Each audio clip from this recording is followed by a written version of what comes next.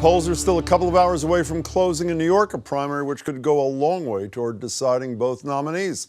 It also happens to be the state where the two frontrunners are registered to vote, which both Hillary Clinton and Donald Trump did this morning, following some moments they both might like to forget from the past few days. I watch our police and our firemen down at 7-Eleven, down at the World Trade Center, right after it came down.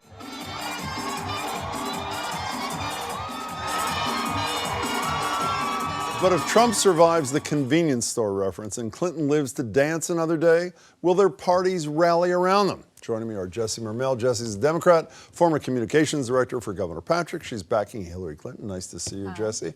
Michael Astrue is a Republican, former assistant counsel for both Reagan and Bush the Elder, plus former Social Security commissioner. He's backing no one so far. Mike, it's good to see you. So let's start by aggravating all of the non-Clinton, non-Trump supporters and suggest that if both win by the margins they're projected to tonight, which are pretty large, 30 in the case of Trump, mid-teens for Hillary Clinton, how do they bring their party together? Let's start with the Democrats for a second. National polls, if anything, Bernie Sanders is closing the gap, 50-48 within the margin of error. All these young, idealistic supporters would be urged to support, I think you'd agree, the more pragmatic, incrementalist candidate. How does she do that magic trick? I don't think it's just on Hillary Clinton. I think it's also on Bernie Sanders, and I trust that if he's not the nominee, he will be a team player. Based on what? Based on the fact that he feels very strongly about his values, and there is no way that Donald Trump, Ted Cruz, or any other Republican nominee is going to reflect what Bernie Sanders believes in, not even close. You know, Hillary Clinton has been in Bernie Sanders' shoes. I have been in the shoes of Bernie Sanders supporters. I know that it stings, but after a little bit of time licking wounds, you know, people aren't in this because they just really love going out there and knocking on doors or slapping bumper stickers on their car. They're in it because they believe in values and they see a future for America that gets them excited. And I have every confidence that the Bernie Sanders supporters, with Hillary's encouragement and with Bernie's encouragement, will all get on the same page. I assume Jesse believes that, not just wants to believe that. The Wall Street attacks, it seems to me, are getting tougher rather than softer. $350,000 for a couple to go to George Clooney's house to sit at a head table with the Clooneys and Hillary Clinton. Sanders supporters throwing dollar bills at the caravan as it goes by. I know you're not likely to vote for one of those two people. What are the odds you think that the Sanders people say ultimately it's not our first choice, but Hillary's the one? I actually think Jesse's right. And I was actually listening to Senator Sanders earlier today on an interview where they were asking him these kinds of questions. And of course, you know, he has to hang tough for now. But at the end of the day, I think he feels a very strong connection to the people that are supporting him. And I think at the end of the day, those people are going to want him to support Hillary Clinton. And I think it's within the bounds of the normal friction of campaigns. I think it's different on my side, unfortunately. We're going to get to your side. But I think she's right. What does she have to do? I mean, I don't think he's about to be vice president of the United States. It's unlikely he's going to be the secretary of the Treasury of Commerce. What does she give at the convention, or before, assuming she's the nominee, we're making a big leap here, to tell the Sanders people, I don't just co-opt his rhetoric, which she has done, I think you'd agree. I mean, she has, on minimum wage. She has emphasized a lot of the same things that he has emphasized, but things that she has been working on for her entire life. I think there's some traditional things that she can offer, a primetime speaking role at the convention, you know, if he might be interested in something in the administration, not vice president, there's that. But I really think that it's about having a meaningful conversation with Bernie Sanders about what he would like that's creative. Because Bernie Sanders isn't running a traditional campaign. I can't imagine that he's going to be moved by a traditional offering. I think Hillary Clinton has to be open to something outside of the box. How does she deal with this problem? Putting Sanders aside, even though I think Sanders may be part of this, here's an Associated Press poll about the enthusiasm gap on both sides with the front runners. 26% of Democrats, 1 out of 4 only, are enthusiastic about your candidate. But they're How voting does she for fix that? But they're voting for. Well, or they said, I mean, you know better than I. You've been involved in politics a long time. Unenthusiastic voters are the most likely voters to stay home, aren't they?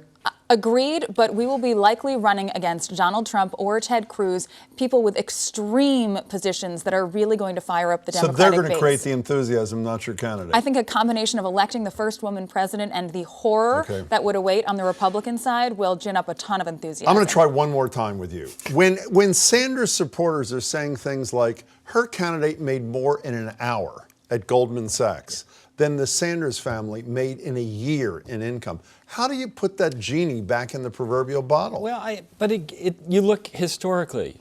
you know, every 4 to 8 years it gets done, and the Johnson people go in with Kennedy, and the Rockefeller people Yeah, go Johnson with was Nixon. the vice president of the United States.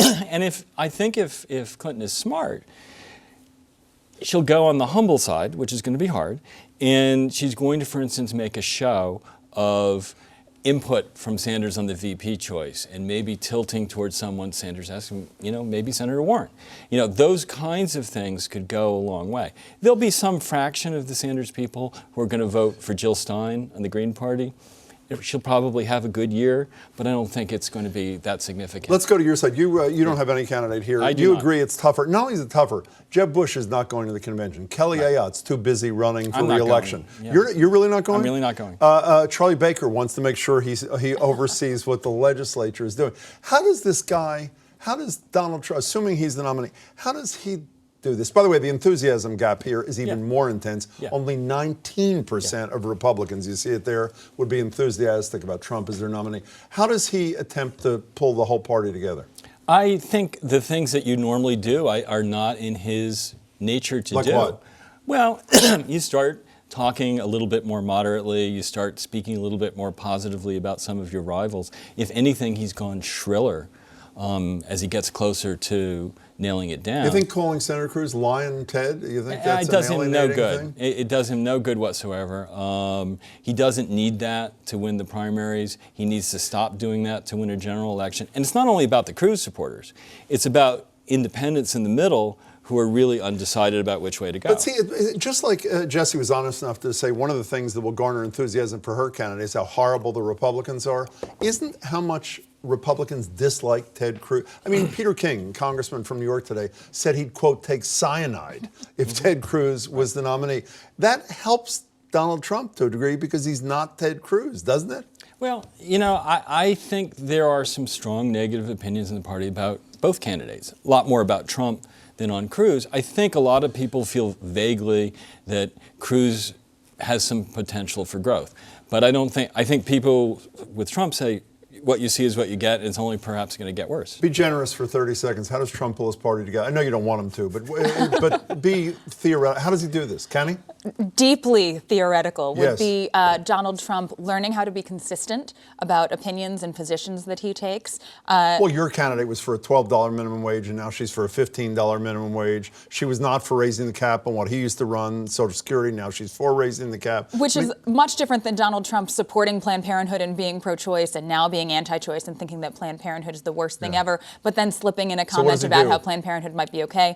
I think he has to learn to be consistent with his opinions. He has to learn how to not fly off the handle, not make personal attacks, perhaps start to use a teleprompter, which we've started to see him use from time to time. There are these glimmers that he is trying to moderate, trying to become a more professional candidate. He's going to have to go all in on that if he wants even a shot at winning in November. Your candidate would be better if she didn't use the teleprompter sometimes?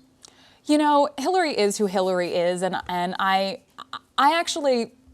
have great appreciation for the fact that she knows who she is. She knows that she's not Bill Clinton. She knows that she's not Barack Obama or Deval Patrick. And, you know, why would we force her to be anyone she isn't? Jesse Mermell, it's good to see you. Thanks, Jim. Mike Astrue, you as well. Good to see you. Take care.